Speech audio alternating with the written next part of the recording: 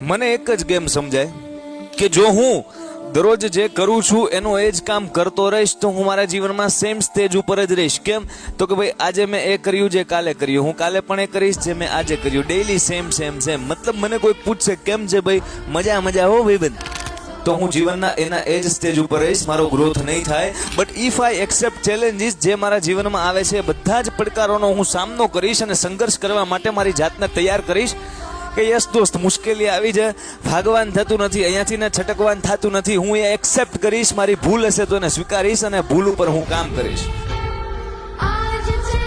તો મને દરરોજ તકલીફ પડશે, આ દાદરો ચડતા, આ ડુંગરો ચડતા મને ડેઈલી તકલીફ પડશે. પણ જો મને તકલીફ પડશે ને તો મને સંઘર્ષ વેઠવો પડશે. જો હું સંઘર્ષ વેઠી જ તો જ તો મારા લાઈફમાં એક સ્ટેજ છે એ હું ઉપર આવી શકીશ ને.